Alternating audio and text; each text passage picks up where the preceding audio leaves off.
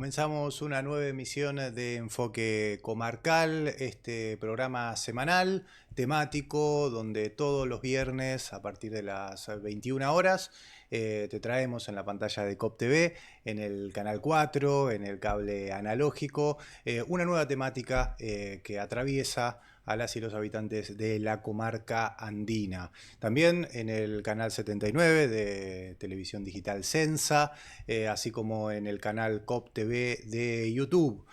Por allí nos pueden ver. Es el capítulo 69, el de esta ocasión. Vamos a tratar la crisis hídrica en la comarca andina. No es ninguna novedad escuchar que se viene un verano seco, que ha sido un invierno con pocas lluvias, con poca nieve en las cumbres, y esto obviamente va trayendo diferentes problemáticas que puede desembocar en un incendio forestal o en la producción de la fruta fina, de la horticultura, de diferentes producciones del trabajo, también con los animales, ¿no? El agua es vital y también para nosotros, ¿no? Muchas veces sucede que en diferentes barrios de las localidades de la comarca no llega agua. Vamos a abordar este tema con diferentes miradas en el programa del día de hoy. Antes vamos a dedicarnos un poco al capítulo de la semana pasada que tuvo que ver con la defensa de la universidad pública, porque tenemos un par de comentarios y si es que ustedes siguen aportando sus miradas, tanto lo pueden hacer en el WhatsApp, que es 2944 61 78 81, es el canal, el celular del canal de producción de COP TV, pero también en los comentarios de YouTube. Nosotros en el programa siguiente vamos compartiéndolo. Con respecto a la universidad pública, Juanjo Monasterio comentó en el capítulo de la defensa de la universidad, diciendo que la educación pública en general y la universidad pública en particular es la mejor manera de lograr la ascendencia social. Y justamente por eso la derecha siempre la va a atacar para destruirla. Por otro lado, Juan Martín de León dice: las clases sociales más bajas son las que menos asistencia tienen a la universidad, aún estas siendo públicas. Muchas gracias a ambos. Me parecen miradas que pueden llegar a tener diferentes disparadores para seguir este debate. Decimos que en Enfoque Comarcal abrimos un espacio en esta pantalla para conocer algunas miradas y voces de temas que no tienen una apertura y un cierre justamente en este espacio, sino que justamente retroalimentan debates públicos en la comunidad que constantemente estamos teniendo, tanto en la cola de algún local, en las redes sociales, en un grupo familiar, entre amigos. Bueno, hablamos en este caso, ya volviendo al tema del día de hoy, de la crisis del agua. Y vamos a comenzar dando algunos datos que tienen que ver con lo que dijo el integrante, el delegado de la regional del Departamento Provincial de Aguas, Matías Torman, provincia de Río Negro, ¿no? Con respecto a los milímetros que han caído en este 2025, milímetros de lluvia, también tienen que ver con la nieve acumulada, son 470 milímetros de lluvia en lo que va del 2025. Y para que tengan un parámetro con un año, una temporada regular, los milímetros son de 800 a 900. Lo que decía Matías es que el año 2021 fue uno muy flojo y tuvimos aproximadamente 500 milímetros. Repito, en lo que va del 2025 tenemos 470, o sea, estamos por debajo de un mal año que fue el año 2021. También para tener en cuenta, siempre hay crisis en los canales de riego, en los canales de villaturismo, en los canales de zonas rurales como Mallín Hogado, tanto de la zona de la costa del Río Azul como en la zona de La Pampa o el Cerro Saturnino, que se alimentan los pobladores de la Laguna Verde.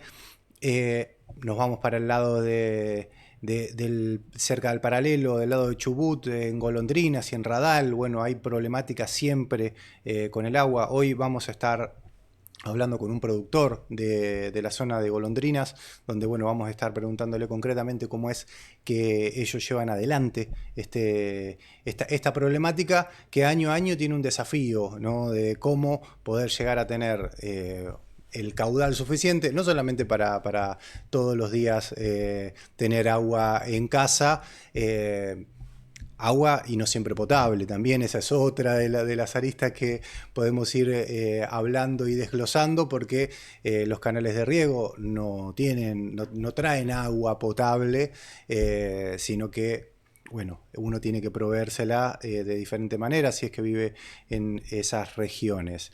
Bien, agradecemos también al CEA número 3 que nos dio también un panorama, lo que decía recién, desde el Cerro Saturnino históricamente tiene problemas con el agua, como decíamos, hay una laguna sobre el cerro que estamos hablando de Mallín Hogado, ¿no? Para el que no conoce, una laguna llamada la Laguna Verde que todos los pobladores de la región toman el agua desde ahí. Dice que cada vez tienen más mangueras esta laguna y con las pocas lluvias no se logra recuperar del todo y que es una preocupación si es que siguen llegando personas a vivir a la región. Y este es otro de los puntos también que voy a ir desglosando con los diferentes entrevistados, que tiene que ver con el crecimiento demográfico que tenemos en nuestra comarca andina. Viene mucha gente a vivir cada año, sabemos que es un lugar hermoso para vivir, eso no está en discusión, pero la cantidad de agua para una nueva casa no es un problema, pero cuando se suman 10, cuando se suman 100, cuando se suman 300 al año, bueno, ahí estamos hablando de un problema a tener en cuenta, sobre todo si los ríos no tienen la misma cantidad de milímetros, como decíamos recién, en base a los datos que el delegado del DPA daba esta semana en un medio local. Bien, todo esto y mucho más vamos a estar hablando, obviamente también con respecto al impacto de los incendios, porque la falta de agua o la sequía, mejor dicho, o el cambio climático hace que el bosque, la zona de interfase también esté mucho más seca, mucho más propenso a tener una posibilidad de comienzo de incendio. Pero, ¿qué sucede con las cauces de nuestros ríos y arroyos cuando pasa el incendio? ¿Qué sucede con esa estructura natural por donde pasa el agua, que sigue pasando cuando por arriba le pasó el fuego? Bueno, esto lo vamos a estar hablando en el siguiente bloque con el investigador Darío Andén. Esto y otros temas más. En el siguiente bloque entonces comenzamos a dialogar con los diferentes entrevistados en este enfoque comarcal dedicado a la crisis hídrica en la comarca andina.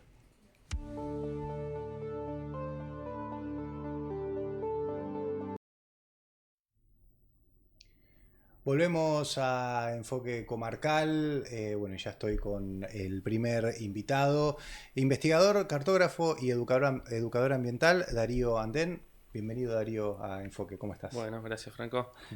Buenas noches a toda la audiencia. Un placer estar acá. Así que Yo te cuento cómo pensé un poco la emisión, el programa del día de hoy, el contenido.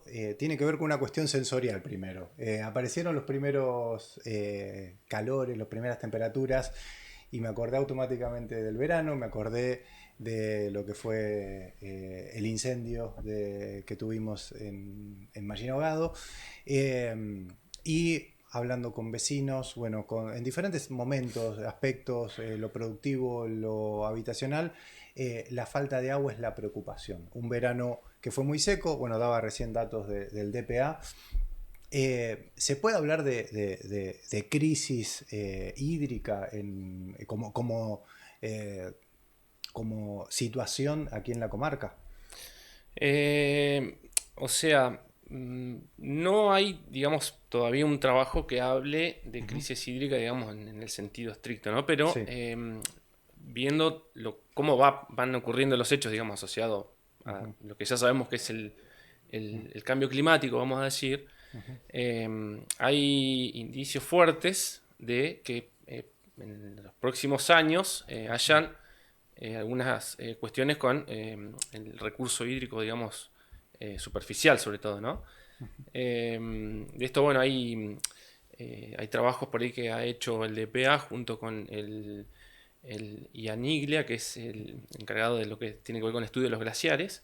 Han hecho un trabajo acá en el hielo azul, a partir del año 2011 hasta el 2022, si mal no recuerdo, en donde, bueno, en ese trabajo se ven los efectos, digamos, de lo que está pasando con las cuestiones climáticas en los glaciares o los cuerpos glaciares que tenemos nosotros acá en la cordillera. Que, obviamente, digamos, en este periodo que se analizó, han disminuido. Entonces eso me da una pauta de que en los próximos años posiblemente haya una disminución de caudales superficiales. Hay un trabajo, o dos trabajos, mejor dicho, de acá de la región, donde ya hablan de disminución de caudales de los promedios, digamos, anuales, pero son ríos que están un poco más para el lado de la estepa. Bien. Yo desconozco de acá de la zona cordillerana si ya hay algún trabajo que hable de disminución de caudales, específicamente. Pero la tendencia es que con esto que se está estudiando es que posiblemente en los próximos años haya un declive en algunos cursos de agua superficiales sobre todo. Bien, que pongámoslo como título de preocupación poblacional. Hablaba recién de glaciares. ¿Cuáles son los glaciares aquí en la comarca que son como fundamentales, vitales, de los cuales dependemos? No, bueno, o sea, si uno mira el lugar donde estamos, el trabajo que se ha realizado, que venimos realizando, tiene que ver con lo que es la cuenca del río Azul, entonces Sí. se trabaja todo ese territorio. Y ahí están todas las nacientes de agua que nos involucran a nosotros en este lugar. Si analizamos esa cuenca, después por ahí voy a mostrar, las reservas de agua, vamos a decirlo, las fuentes, estos glaciares que son fuentes de agua futuras, ¿no? Sí. Están mayormente en el margen oeste de la cuenca, es decir, hacia el límite con Chile. Claro. Entonces, hay varios, o sea, no es que hay unos específicos. Solo, claro. Hay nieves eternas también, o sea, hay un sistema ahí. Pero los que más se están trabajando y que también son los que más cercas tenemos, más accesibles, es el glaciar Hielo Azul y el glaciar Perito Moreno. ¿Sí? Que bueno, justamente esto, la variación que han tenido desde el 2011 al 2022, el hielo azul, digamos, el espesor del hielo en ese lapso de tiempo, el promedio de disminución es entre 2,5 a 5 metros, es decir, el espesor, ¿no? Obviamente, adelgazamiento se denomina. Y lo que tiene que ver con el frente del glaciar, si vamos a decir la lengua que viene para abajo, ha retrocedido en ese periodo entre el promedio de 7 metros, pero en el 2021 al 2022, que fue un periodo seco, retrocedió 12 metros. Hay unas imágenes ahí que por ahí después las van a pasar, pero ahí las tenemos. claro, eso es esos el son los trabajo glaciares. del DPA y del IANIGLA. ¿Sí?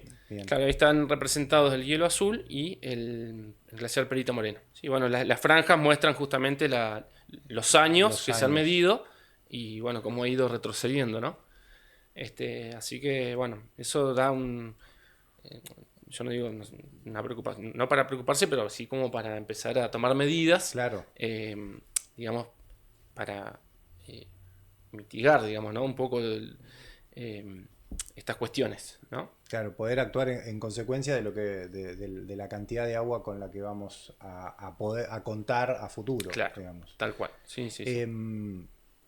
Vamos bueno, de lo que viene de estas cuencas, de estos glaciares, desembocan en nuestros ríos. Bueno, nombraste el río Azul, hiciste un trabajo concreto, tuviste un trabajo concreto, ¿querés contarnos la importancia de la cuenca del río Azul y en qué estado está actual, en qué estado tenemos hoy el río? Bien.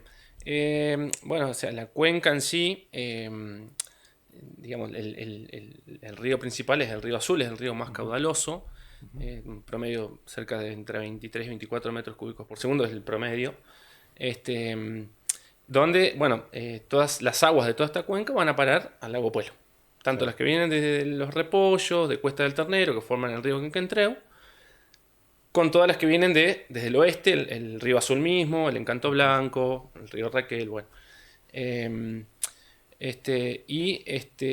Lo que se hizo en el periodo 2019-2020 fue un trabajo, que fue parte de un seminario de grado, de lo que tiene que ver con lo que se denomina eutrofización, la eutrofización de la cuenca.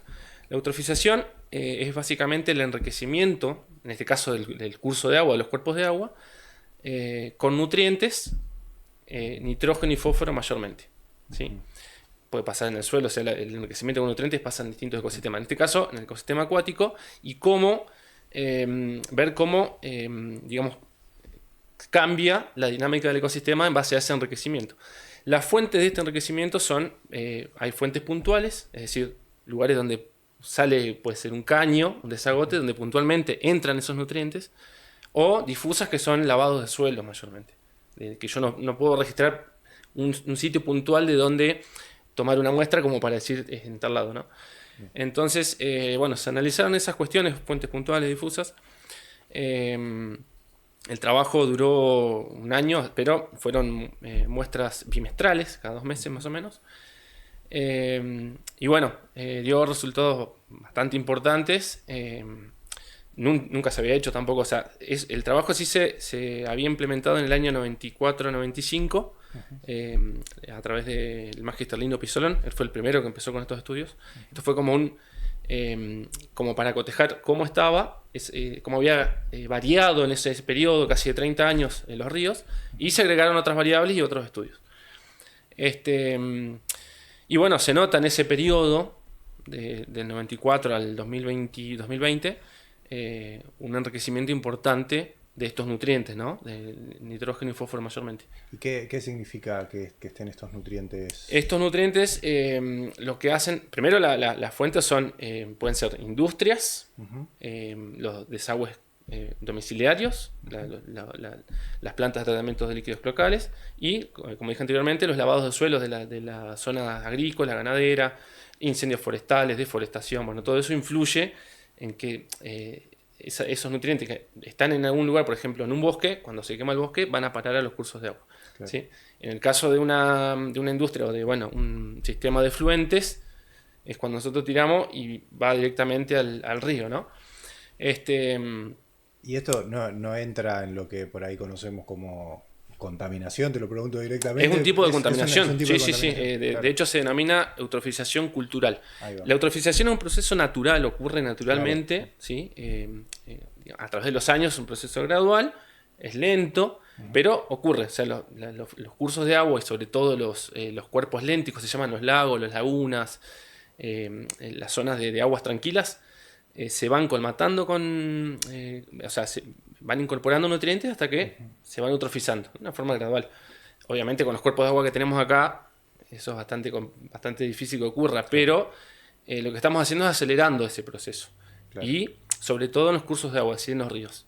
Y se nota, ¿sí? Es decir, esos aportes de nutrientes, que mayormente nitrógeno y fósforo, tanto orgánico como inorgánico, son nutrientes esenciales para los productores primarios del ecosistema acuático, es decir, lo que yo veo como algas. Sí. También hay algunas plantas que son acuáticas, pero en este caso, o sea, lo que más predomina en esta zona son estas algas que vemos, que en verdad no son algas, es una comunidad de organismos que se denomina perifiton. ¿Sí? Eso que vemos verde como pelos, bueno, eso es una comunidad. Hay distintos tipos de algas y también hay distintos tipos de microorganismos y de organismos que viven ahí. Eso uno lo mira en la lupa, en el microscopio y ve una comunidad, ¿sí? Claro. Y hay cosas interesantes, o sea, hay cosas que son que pueden ser un poco más perjudiciales, digamos, si se quiere, porque hay parásitos, hay bacterias, hay un conjunto de cosas. Entonces, que el río se me empiece a llenar de esto, me está hablando que hay un problema. De hecho, es un bioindicador. Claro, es como ¿sí? una alarma, exacto. una sí. Red flag, como se dice, exacto. de que algo está pasando acá. Y mientras más se encuentre, porque más nutrientes está entrando, ¿sí? Sí, esto en las orillas donde uno va a bañarse, a veranear, es muy frecuente, ¿no? Claro. O sea, a veces es natural, porque la misma vegetación aporta materia orgánica, que eso después, por un proceso, digamos, libera estos nutrientes, y que son la fuente primaria de energía para que estos organismos, digamos, se puedan desarrollar, que son los productores primarios. Después vienen todos los consumidores, que seguimos, ¿viste? En la cadena trófica. Pero bueno, que haya un exceso de esto, me está demostrando que hay un exceso de entrada de nutrientes. Claro. Eso es así. Y el tema de tomar esta agua con esta, ¿cómo se llama el proceso de eutrofización? Eutrofización.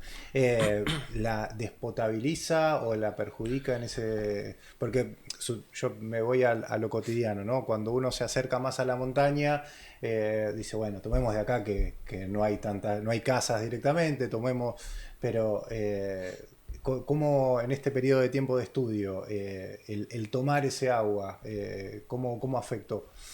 ¿Lo potable o no potable? No, o sea, hay límites de nutrientes, es decir, el amonio es uno de estos, o sea, dentro del nitrógeno y fósforo, el nitrógeno hay distintos tipos de compuestos. Tenemos el amonio, los nitritos, los nitratos. Bueno, no me voy a meter mucho en la parte más, pero hay distintos compuestos en donde tienen parámetros establecidos, digamos, de rango, ¿no? Para que el agua sea apta o demás. En este caso, como lo que se analiza primero es cómo influye en el ecosistema acuático. Acá tenemos que dividir dos cosas, o sea, me parece que empezar a verlo así. Tenemos una que es el ecosistema acuático y por el otro el recurso hídrico. Claro. Que es el que nosotros usamos bueno, los animales y demás. Entonces, tenemos dos visiones. Claro. Dentro del ecosistema acuático pasa todo esto, digamos, y después tenemos a ver cómo nos afecta a nosotros el consumo de esta agua. Digamos, los valores que hay en las aguas tampoco son tan elevados como para decir no es apta en base a este parámetro, ¿no? Claro. Pero las aguas de acá son tan puras, digamos, tienen tan baja concentración de nutrientes, de minerales, que haya ya un aporte un poco fuera de lo normal me desequilibra todo el ecosistema. Ajá. ¿Sí? Entonces es característico de las aguas de la Patagonia.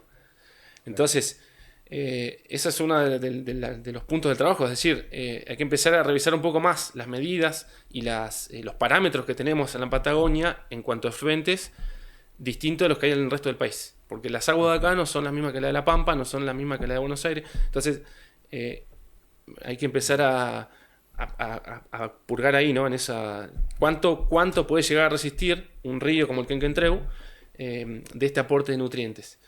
Total. Pero de todas maneras el consumo de esa agua, o sea, no es que vos vas al río, tiene que haber un tratamiento, sí, eso sí. Total. Yendo otra vez más a lo macro, danos tu visión con respecto a lo que es el cambio climático y cómo afecta a estos a los cauces. Bueno, hablábamos recién de estos glaciares que se están retrotrayendo. Pensando en qué hacer, porque crece lo demográfico, somos más básicamente, y bueno, y tenemos el mismo o menos cauce de agua. Claro. Claro, tendencia es que vamos a ir como perdiendo un poco de recursos, digamos, pero o sea, primero, digamos, organización, claro. Digamos, infraestructura, pero también que el crecimiento que sea de la forma más ordenada posible. Claro. Si estamos, digamos, abarcando lugares que no permiten, o sea, hay sitios en los que realmente no se puede instalar la población. Sobre todo, aguas arriba sobre los márgenes de los arroyos y los ríos. Claro. Mientras más arriba nos vamos, más perjudicamos para abajo, ¿no? Entonces, hay lugares que hay que planificar bien dónde se puede asentar la población, dónde no. Y también infraestructura, obviamente, o sea, tiene que ir todo asociado. Si hay un crecimiento desmedido, pero no hay una infraestructura que acompañe ese crecimiento, estamos en un problema. Claro. Y después se complejiza más porque buscar la solución para ese crecimiento ya está pasando, es lo que está pasando realmente acá. Hay algunas cuestiones que se complican porque está bastante desorganizado, digamos, hay que empezar a corregir eso, ¿no?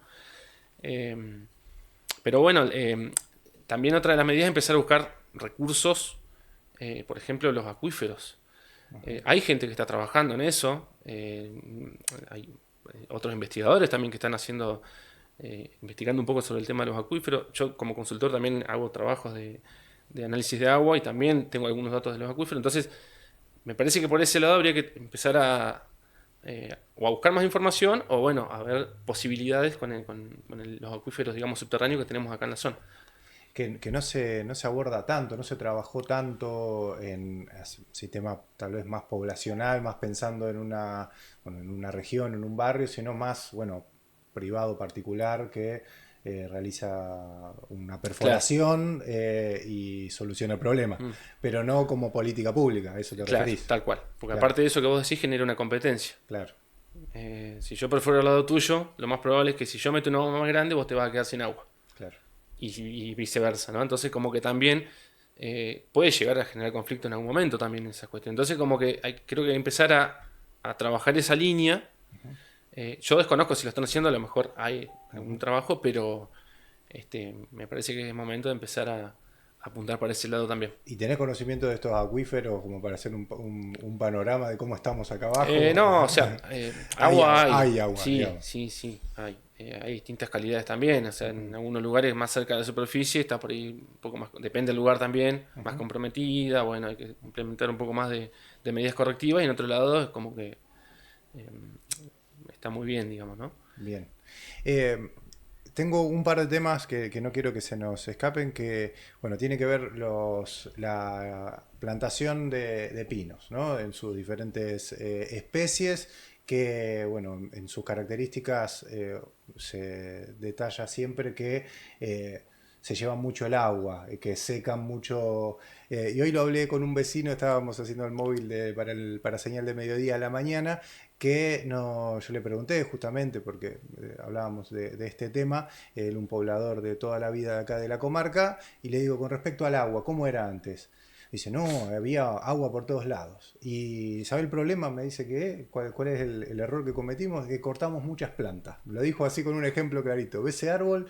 Cuando lo matás, abajo todo el agua del árbol se va. Y así hicimos con un montón de plantas, me dijo. Bueno, ¿qué tenés para contarnos de esto, de la implantación de pino, del desborde de esta especie, de estas especies y la relación con el agua?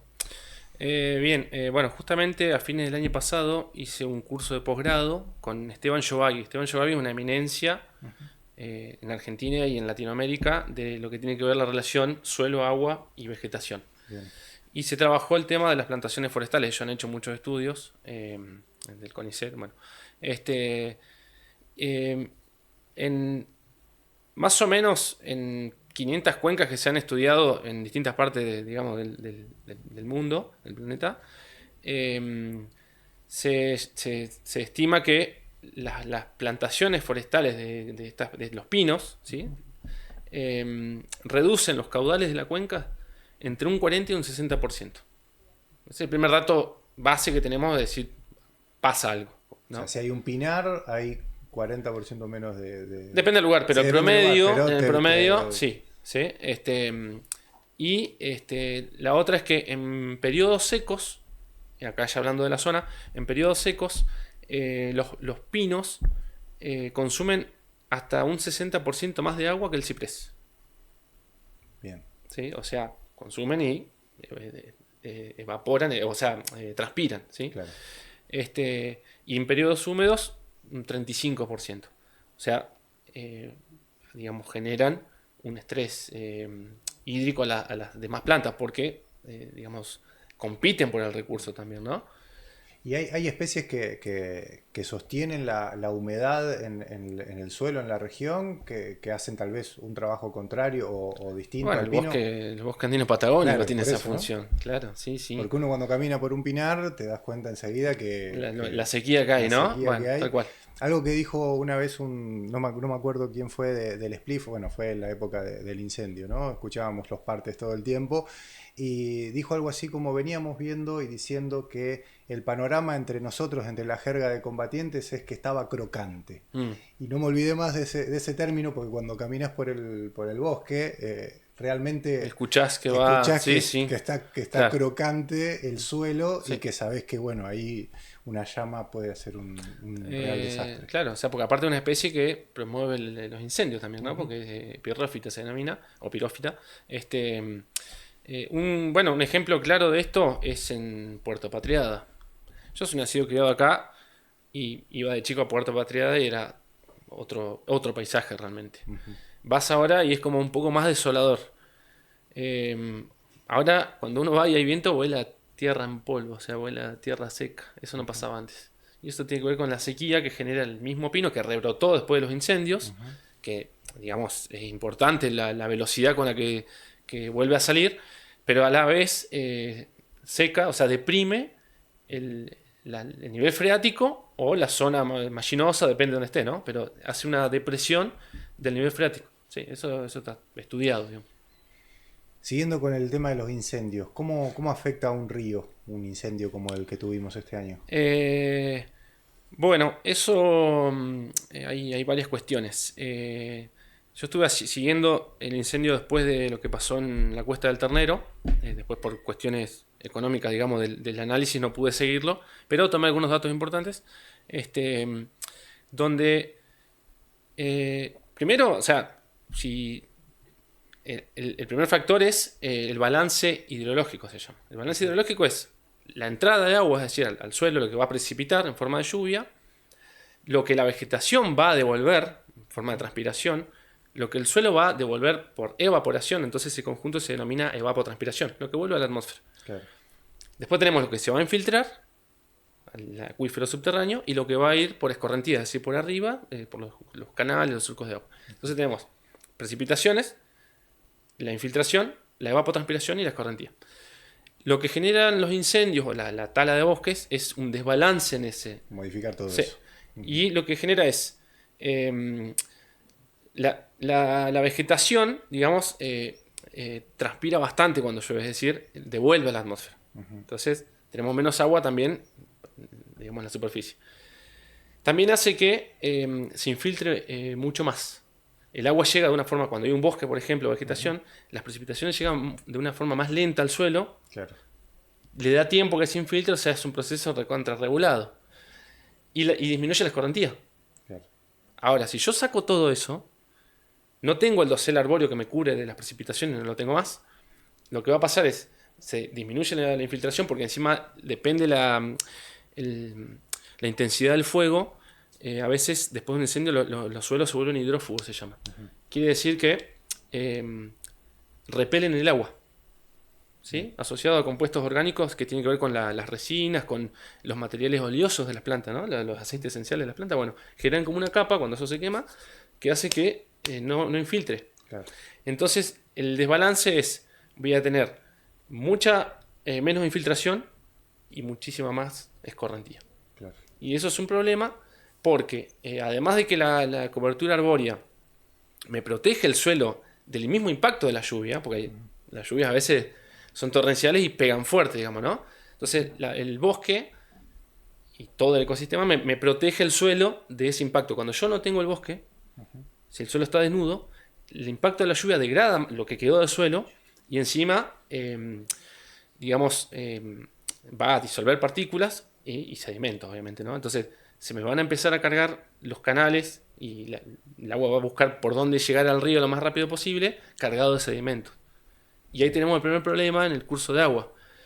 El primer problema es, primero, el ingreso de sedimentos. Eso está recontra claro en el Quenguentreu, cada vez que hay una lluvia fuerte, Se asociada a ensucia, la claro. cuesta del incendio de la Cuesta del Ternero, el agua viene café con leche. Claro. Lo digo así con estas palabras, pero antes no pasaba. O sea, venía con sedimentos, pero no como viene ahora, que uno a veces va a mirar al puente de la entrada a Bolsón y se nota la turbiedad, ¿no? Bien. Eso asociado a que se está lavando el suelo.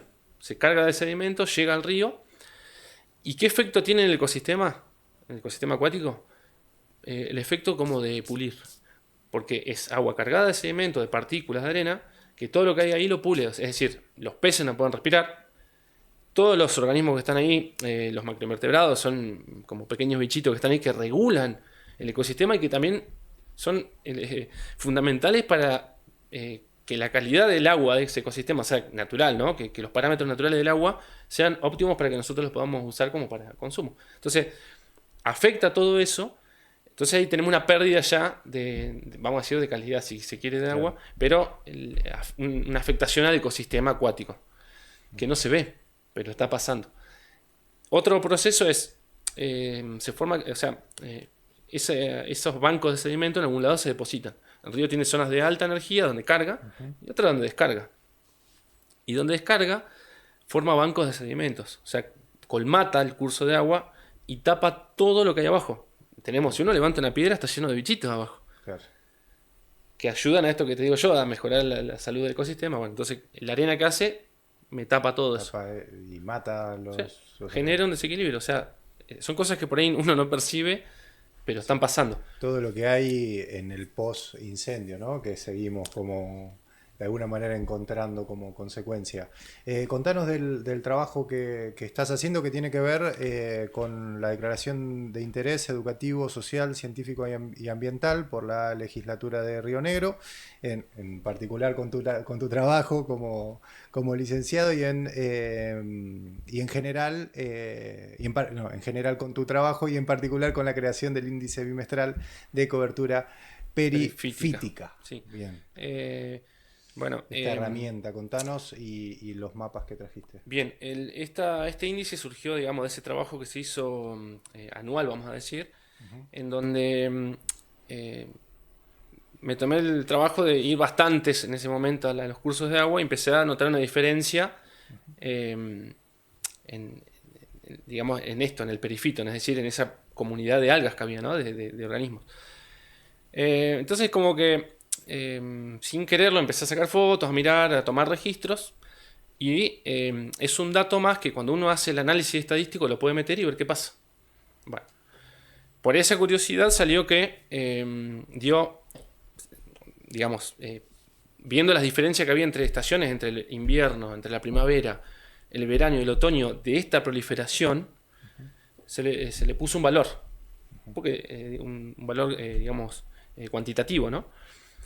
Y con eso, bueno, se trabajó con la estadística y junto con la medida de pH, correlacionó de una forma bastante alta. Es decir, el perifito me está influyendo en el pH del agua. ¿Y de qué manera? Si yo tengo una proliferación de estos organismos que son consumidores, o sea, productores primarios, es decir, consumen dióxido de carbono para poder desarrollarse, ¿no? Si yo saco el dióxido de carbono del agua, esta es una cuestión un poco más química, pero la voy a explicar un poquito. El dióxido de carbono en agua forma ácido carbónico. Es un ácido que hace que el pH baje. Si yo estoy sacando ese ácido porque le estoy quitando el dióxido de carbono, el pH sube. Y sube bastante.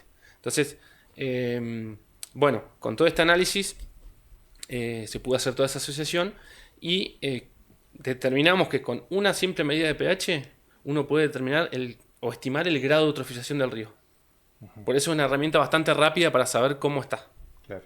¿Se entiende? Asociado obviamente el pH se ve influido por otras variables. La precipitación también hace que el pH cambie. Bueno, pero en este estudio y en esta cuenca, esa medida anda bastante bien para determinar el grado de eutrofización. Bien, y en estos mapas que nos trajiste tienen que ver con este estudio. Sí, es parte de lo que vengo haciendo con el trabajo de la cuenca. Podemos por ahí verlo. Es un trabajo cartográfico. Ya más siendo claro, un mapeo de las cuencas de la comarca en general. Sí, está al revés, me parece. ¿Está al revés? ¿Lo agarra al revés? Ahí. Bien, ahí va. Bueno, ese es el trabajo que va a estar a la venta al público, la cuenca del Río Azul. ¿Sí? Eso está aprobado por el Instituto Geográfico Nacional. Está con derecho de autor y está declarado de interés por la legislatura de Río Negro también ese trabajo. Bien. Es un trabajo que es educativo y turístico, o turístico educativo, o sea, tiene la doble función. ¿Sí? La idea es empezar a ver el lado escondido. Se está gestionando un taller ambiental con esto, con toda la información que hay detrás, con este otro que es más completo porque esto es para el sistema educativo, para los estudiantes, con toda la información de la cuenca atrás, un resumen. Así que lo estamos gestionando también, ¿sí? Bien, con toda la info. Así que bueno, en eso más o menos andas trabajando. Sí. Bueno, compleja la situación. Bueno, el trabajo que haces, si bien es súper, tal vez minúsculo, puntual, pero ayuda tal vez a entender un panorama más macro, más comarcal, en este caso, ¿no? Sí, sí. Bueno, hay un montón de cosas por hacer todavía. Yo lo que veo, digamos, como que hay un movimiento importante con las cuestiones ambientales. La verdad que me pone muy contento porque cuando empezás este trabajo, eso no estaba. Entonces ahora como que veo que hay una población. Exacto, hay un montón de agrupaciones, de asociaciones, de gente que está muy involucrada y me parece que es lo mejor que podemos hacer. Bueno, el tema del programa de hoy, el agua, bueno, se ve presente en todos estos grupos, me imagino, ¿no? Sí, o sea, está todo asociado, obviamente, incendio forestal, o sea, esto está todo de la mano, estamos hablando del ambiente, ¿no? Bien, muchísimas gracias, bueno, Darío, gracias por la invitación, por acompañarnos hoy y por darnos todo este pantallazo científico concretamente y bueno, y que ayuda a entender un poco lo que nos pasa. Bien, muchas gracias. Gracias a todos. Bueno, seguimos en el próximo bloque vamos a hablar desde lo productivo, la falta de agua, en este caso más concretamente del paraje Las Golondrinas.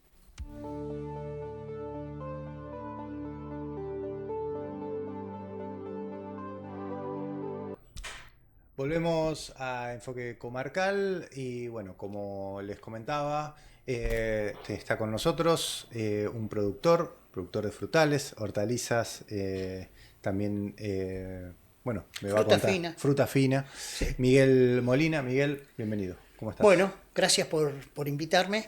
Y bueno, es un gusto estar acá conociendo un poquito cómo trabajan ustedes. ¿Trabajás? Tu producción está en el paraje Las Golondrinas. Sí, estamos en Las Golondrinas, un lugar bastante complicado con el tema del agua, ¿no? Que es un poco lo que... Sí, le pusimos como título crisis hídrica. Sí. Recién hablábamos con un investigador científico que él decía, bueno, tal vez los parámetros no da como para hablar de crisis, pero a ver, si lo dicen los productores, lo dicen los vecinos que en verano no tienen una gota de agua, bajan las cuencas según los departamentos provinciales, bueno, tal vez vamos a una crisis si no hacemos algo, ¿no? Bueno, sí, contanos cómo es en relación a tu trabajo y lo necesario y tan vital que es el agua. Contanos. Bueno, nosotros vivimos de la tierra, de lo que produce la tierra. Y el agua es fundamental. O sea, sin agua no podríamos trabajar, no podríamos hacer nada. En el paraje de Golondrinas... digamos, no hay cursos de agua, nos nutrimos de una red que baja de arriba y esa red se llena en mallines o de la parte del hoyo viene también algo. Esos mallines no se llenan en forma automática, tiene que haber nieve para que esos estén llenos. Bueno, actualmente no hay problema, pero ahora uno mira la montaña, no ve nieve. Ha llovido 250 milímetros menos de lo que tendría que haber llovido. Claro. Por lo tanto, estamos atentos y viendo cómo vamos a seguir esto, en fin, tratando de tomar todas las precauciones que se puede, no solo para regar, sino por el tema de los incendios, ¿no? Que son dos cosas. Con respecto al riego, ¿hay épocas o momentos del año donde tienen que regularlo porque tienen menos agua? Porque sé que en algunos sectores productivos pasa eso. ¿Cómo están ustedes? Sí, es así. El año pasado, por ejemplo, hasta enero veníamos con menos presión en la red, pero después en febrero empezaron a hacer turnos, con lo cual cortaban 12 horas teníamos, así que bueno, ahí estábamos los que precisábamos el agua bastante complicados con ese tema. ¿Cuál es la solución que tenemos como productor? Es acopiar el agua. Ahora, por ejemplo, yo tengo 3 estanques, uno con 2 millones, otro, bueno, acopiar algo. Pero eso es algo que sirve para unos días nada más. Claro. No sirve para pasar un verano con el agua acopiada. Eso Claro. es imposible. Tiene que haber una entrada continua, ¿no? Bueno, así que, y todo lo que hacemos es regar con goteo, con lo cual hacemos muy eficiente el poco Claro. agua que disponemos. Bien, en general en el paraje, ¿cómo es la circulación del agua? Porque que es por canales rurales. No, en Golondrinas viene por una red que viene Sí. desde arriba de los Mallines. Bien, Es una red a la cual tenemos acceso todos y podemos sacar media pulgada. bien. Todo lo que salga en esa media pulgada podemos captarlo. Por supuesto, cuando hay mucha demanda, esa media pulgada nos da 7.000 litros por día, y cuando no hay tanta demanda hay 30.000 litros por día. Pero bueno, nos tenemos que manejar cuidando de esa forma. Nosotros tenemos todos los cultivos con algún tipo de mulching, lo cual evita que se evapore agua. Hacemos mucho bajo cubierta también. ¿Qué sería el mulching? Mulching es cubrir el suelo con algo, Ajá. o con material vegetal o con plástico, lo cual evita que el agua se evapore. Ahí estamos viendo algunas imágenes de Bueno. las producciones que van realizando, porque formás parte de la Asociación de Productores Agrícolas del Lago Puelo. Sí, bueno, yo soy parte de la asociación desde el año 2011, que está formada la asociación, y donde trabajamos principalmente manejando máquinas en conjunto, haciendo algunas compras en conjunto, algunas ventas en conjunto, como asociación. Se trabaja de diferente forma y damos, por ejemplo, cuando existe la posibilidad, créditos rotatorios para algún tipo de producción, bueno, qué sé yo. Ahí estamos viendo, bueno, recién pasó Sí. una plantación de uva que tiene un productor. Qué bien, la uva. Sí, que está en el faldeo de Golondrina. Bueno, esos son, hay diferentes cosas, ahí se va viendo en lo que estamos los diferentes productores. Con respecto a la Dirección de Servicios Públicos, ¿ustedes abonan un cano, te lleva una boleta? No. Por en zona rural sabemos que muchas veces esto no es un servicio, porque no es agua potable, aclaramos. agua potable. Exacto. Sí, yo sí, la verdad que me gustaría, con gusto pagaría si tuviera permanentemente disponibilidad, pero Claro. bueno, no. El sucede. agua es gratuita, y uno, ya te digo, puede, en el paraje, podemos retirar lo que salga por esa manguera de media pulgada. Bien, ven con esta asociación de productores agrícolas, ven con preocupación la situación del agua, cómo tienen un diálogo y tal vez alguna estrategia para tal vez el futuro, cómo organizarse. Es un tema recurrente el agua. Ajá. Es un tema, pero llega un momento que ya dejamos de hablarlo porque, viste, volvemos siempre al mismo punto. En el caso de Golondrinas, el agua hay que traerla de algún lado o bombearla. Yo no soy técnico en la materia, pero habría que bombearla, habría algún proyecto para traer del Blanco, bueno, diferentes cosas que son costosas. Y que, bueno, no sé si en algún momento algún gobierno se puede hacer cargo de hacer eso, ¿no? Pero sería fundamental.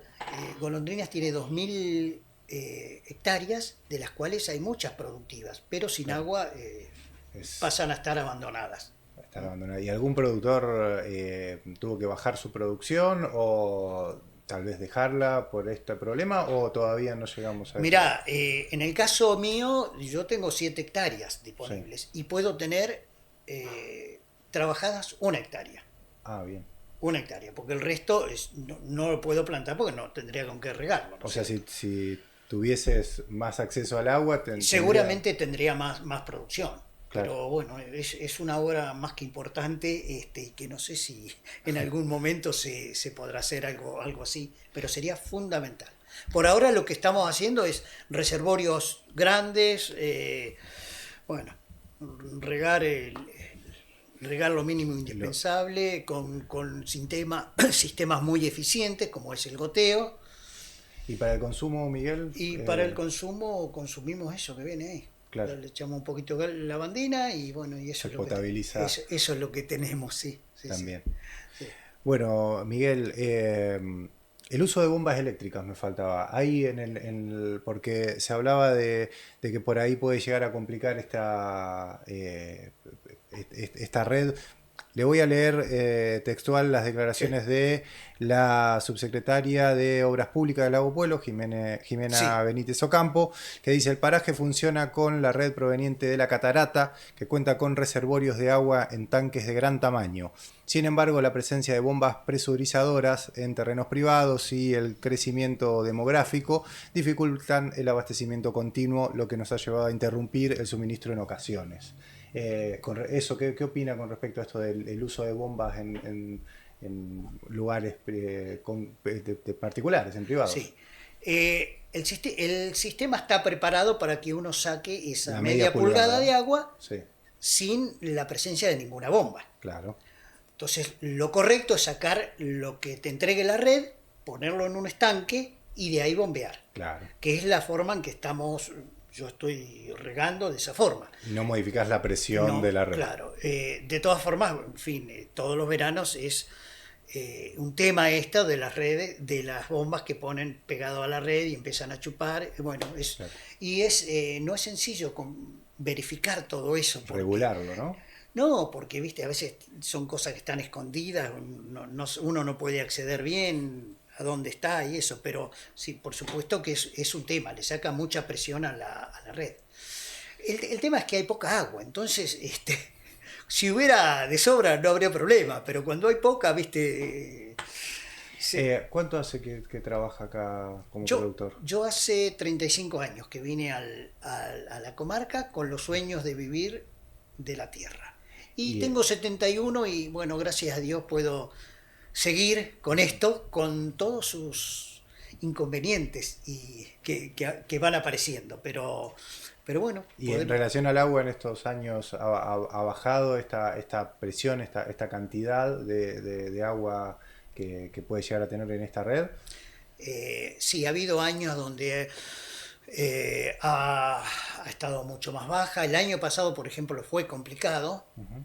Yo creo que porque hay muchísima más gente, sacando agua. Es la realidad. No sé cuántos habitantes tendrá Golondrina, pero en verano hay muchos que vienen, yo no sé, pero debe haber 2.000 personas, no sé. Y bueno, hay muchas casas con jardín y con lugares que precisa riego y que está bueno porque, a ver, lo que se vende es eso, la buena imagen y a uno le gusta pasar por una casa y ver un jardín y para eso precisa regarlo. No sé cómo...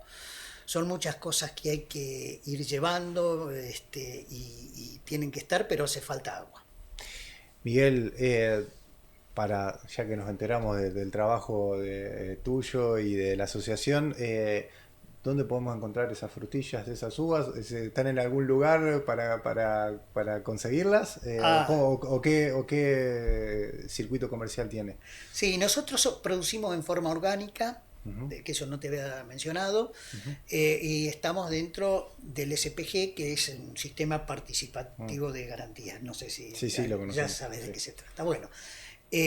Así que vendemos en la chacra, mandamos algo a Nodos, a Bariloche, a diferentes lugares de ferias donde se venden este tipo de productos y algo se congela, el excedente, y se vende después más adelante en invierno a diferentes lugares.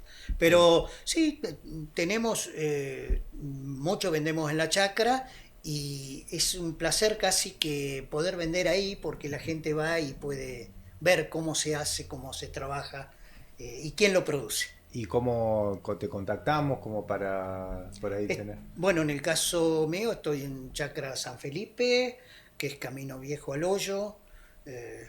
Camino Viejo es 1000 metros del campo forestal.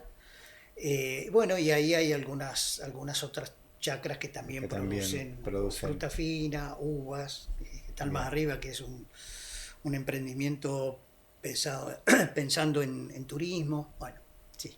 Muy bien. Muchísimas gracias, Miguel, Bueno, gracias a ustedes y gracias por ocuparse de esto. Es el momento de ocuparse. Sí. Eso es lo que pensamos. Por ahí aclaro ya la segunda vez que digo, bueno, el tema del título, ¿no?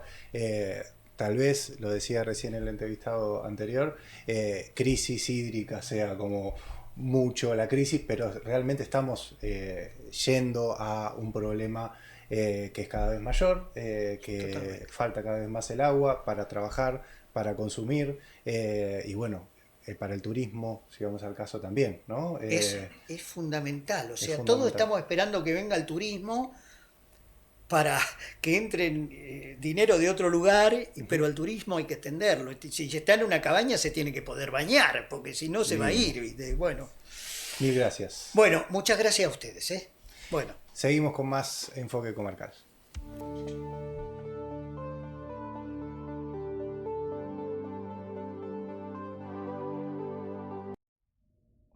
Llega el momento de despedirnos de este enfoque comarcal, que obviamente se imaginarán, faltan muchísimas voces. Hoy hablaba temprano con una integrante del Consejo Ambiental, dijimos, bueno, este tema obviamente lo vamos a abordar con el trabajo que están realizando el Consejo de aquí del Bolsón. Bueno, no pudimos coordinar tampoco con Matías Torman, por eso hoy temprano en la apertura hacíamos mención a los parámetros que contaba en otro medio. Bueno, en fin, es un poco el espíritu de este espacio, generar un debate que está abierto, digamos, básicamente, y por eso quiero invitar, así como lo fueron haciendo diferentes televidentes, tanto en el chat de YouTube, pueden dejar algunos mensajes y lo compartimos en el próximo programa y seguimos de alguna manera construyendo. ¿Qué piensan de esto de la crisis hídrica? ¿Estamos en una crisis hídrica? ¿Es demasiado por ahí como para problematizar la situación o es cierto y tenemos que ocuparnos como comunidad y con las diferentes responsabilidades de los roles sociales? O si no, pueden mandarnos un mensaje al 2944-617881, un WhatsApp, y también lo compartimos en el enfoque que viene, que será el próximo viernes a partir de las 21. Gracias.